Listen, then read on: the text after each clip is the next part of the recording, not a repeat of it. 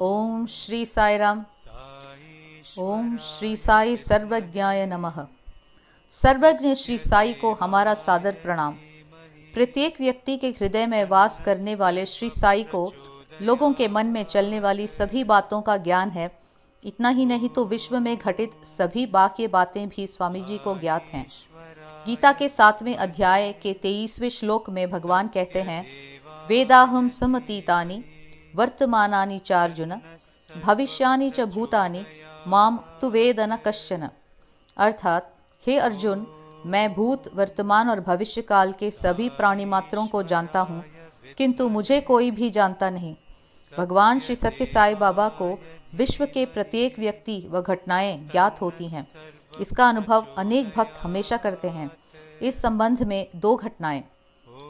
सन 1976 में प्रसिद्ध सरोद वादक उस्ताद अमजद अली खां कुछ कार्यक्रम के लिए बेंगलोर गए थे।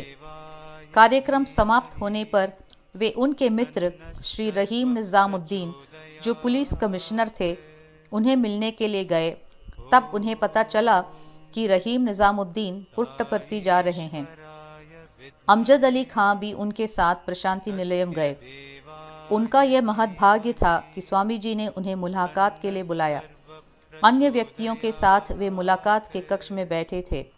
उस समय स्वामी जी ने एक गरम और अशुद्ध घी से चूता हुआ लड्डू साक्षात किया और अचानक अमजद अली की ओर देखकर बोले, शुद्ध घी से बना हुआ है। ये सुनकर अमजद अली को आश्चर्य हुआ। उन्हें लगा कि स्वामी जी को कैसे मालूम हुआ कि मुझे शुद्ध घी से बनाई मिठाई पसंद है। किंतु असली आश्चर्य आगे ही होने वाला था। जब स्वामी जी ने उन्हें मुलाकात कक्ष के अंदर के विभाग में बुलाया, उस समय अमजद अली खां के मन में एक कष्टप्रद मानसिक कोलाहल चालू था। अंदर जाने के बाद स्वामी जी ने उन्हें कहा, चिंता मत करो, उसी आसामी लड़की से विवाहबद्ध हो जाना, वही आपके लिए योग्य है। यह सुनकर अमजद अली खां के मन में स्वामी जी के बारे में आश्चर्य और कृतज्ञता भाव जागृत हुआ। आश्चर्य इसलिए कि वे समझते कि ये बात किसी को भी मालूम नहीं है, किंतु स्वामी जी सब जानते थे। कृतज्ञता इसलिए कि स्वामी जी की आशीर्वाद रूपी आज्ञा से उनके मन की संभ्रमावस्था दूर हो गई थी। ये दूसरी घटना 1962 में श्री माधव दीक्षित मंगलौर में रहते थे, जो अपने चाचा के साथ 1920 से 1927 तक शिरडी में साईनाथ जी के कृपा छत्र के अंतर्गत रहते थे।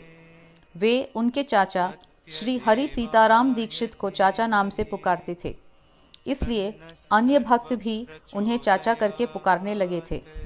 साईं बाबा जी भी उन्हें चाचा नाम से बुलाते थे। ये माधव जब छोटा था तब साईनाथ जी उन्हें लाड़ प्यार करते थे। एक दिन खेलते हुए माधव को उन्होंने पास बुलाया। माधव आते ही उन्होंने खुद का हाथ धूनी में रखकर उसमें से उदी निकाली और उदी से भरा हाथ माधव के भाल पर जोर से मारा, इतने जोर से कि माधव रोने लगा और चाचा के पास जाकर बोला, अब मैं पुनः बाबा जी के पास नहीं जाऊंगा। ये सब देखते हुए चाचा हंसकर उसे बोले, बेटा, तुझे मालूम नहीं कि तू कितना भाग्यवान है। इस तरह के थप्पड़ की हम आतुरता से प्रतीक्षा करते हैं। बाबा जी ने किस कारण ये थप्पड़ लगा दिया होगा। माधव को सिर दर्द की असह्य परेशानी थी। जिस समय बाबा जी ने जोर से थप्पड़ लगाया, उसी क्षण से माधव का सिर दर्द हमेशा के लिए बंद हो गया। 1962 में माधव दीक्षित को मालूम हुआ कि साई जी ने पुनः अवतार लिया है और सत्य साई नाम से पुट्टपर्ती में वास करते हैं, लेकिन माधव दीक्षित उन्हें साई बाबा मानने के लिए तैयार नहीं थे। इसलिए सच झूठ क्या है देखने के लिए पुट्टपर्ती में गए। स्वामी जी ने उन्हें मुलाकात के लिए बुलाया। मुलाकात कक्ष में आते ही स्वामी जी बोले, मेरे चाचा का फोटो निकालो जो तुमने जेब में रखा है। इतना ही नहीं, स्वामी जी ने आगे उनसे पूछा, मैंने शिरडी में हाथ में उदी लेकर तुम्हारे भाल पर थप्पड़ लगाया था, उसके बाद फिर कभी सिरदर्द नहीं हुआ ना? माधव दीक्षित के मन में स्वामी जी के बारे में होने वाली सभी संदेह मिट गए और स्वामी जी की सर्वज्ञता के बारे में श्रद्धा दृढ़ हो गई। ओम श्री सत्य साईनाथ अर्पणमस्तु।